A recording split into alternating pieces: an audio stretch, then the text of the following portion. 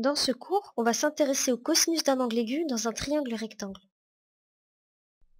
Avant de commencer, voyons un petit peu de vocabulaire. Voici un triangle ABC rectangle en B. Le côté AC est ce que l'on appelle l'hypoténuse du triangle ABC. Tandis que le côté AB est l'angle adjacent de l'angle aigu BAC. Et le côté BC est le côté opposé de l'angle aigu BAC. Maintenant, voyons ce qu'est le cosinus d'un angle aigu. Dans un triangle rectangle, on appelle le cosinus d'un angle aigu le quotient de la mesure de la longueur du côté adjacent à cet angle par celle de l'hypoténuse du triangle. En fait, le cosinus d'un angle aigu, c'est tout simplement la longueur du côté adjacent à l'angle divisé par la longueur de l'hypoténuse de ce triangle. Tout simplement. Voyons des exemples. Voici le triangle TOP qui est rectangle en haut. L'angle qui nous intéresse est l'angle TPO. Son côté adjacent est le côté PO, tandis que son hypoténuse est le côté TP. Son cosinus vaut donc cosinus TPO est égal à PO, côté adjacent, sur PT, hypoténuse. Voyons maintenant le triangle KIF qui est rectangle en F. L'angle qui nous intéresse est l'angle KIF. Son côté adjacent est le côté FI et l'hypoténuse est le côté KI. Du coup, son cosinus vaut IF, le côté adjacent, divisé par IK, l'hypoténuse, tout simplement. Et en fait, le cosinus d'un angle aigu peut être très utile pour calculer une longueur. Par exemple, soit un triangle MIC qui est rectangle en C est tel que le côté CI mesure 6 cm et l'angle MIC 25 degrés. Et nous, on aimerait connaître la longueur de l'hypoténuse, c'est-à-dire la longueur du côté IM. Pour ça, on sait que le cosinus de l'angle MIC est égal à la longueur de IC sur la longueur de IM.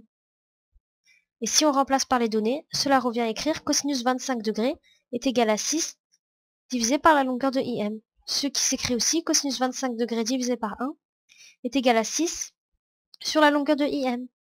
Et si on modifie un petit peu l'égalité, on obtient IM est égal à 6 fois 1 divisé par cosinus 25 degrés. Du coup, en utilisant la touche cosinus de la calculatrice, on peut calculer la longueur du côté IM. Et cette longueur vaut à peu près 6,62 cm.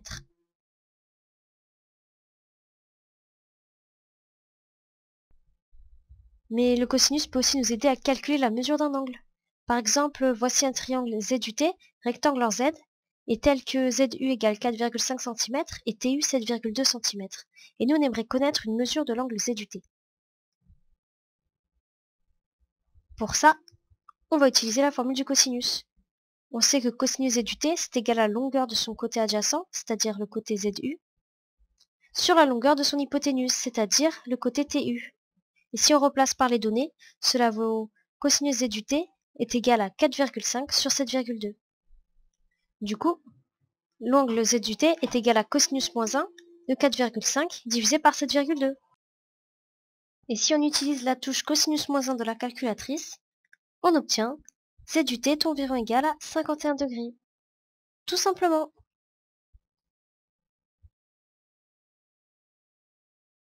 Voyons maintenant quelques remarques utiles pour réussir les exercices.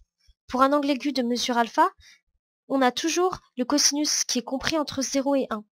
Du coup, si tu trouves une valeur supérieure à 1, tu sais que ton calcul est faux. Cela peut te permettre de vérifier que tes calculs sont bien justes. Et il faut toujours vérifier que quand tu veux calculer un cosinus, ta calculatrice fonctionne en mode degré. Si ce n'est pas le cas, il faut que tu te reportes au mode d'emploi de ta calculatrice pour pouvoir bien la régler. Et avant de se lancer dans les activités, il faut bien repérer les touches cosinus et cosinus moins 1, ou encore ACS de ta calculatrice, pour pouvoir bien calculer. Enfin, lorsque tu tapes une séquence avec la calculatrice, les parenthèses sont souvent très importantes pour ne pas te tromper dans les calculs. Et voilà, à présent tu sais tout sur le cosinus d'un angle aigu dans un triangle rectangle.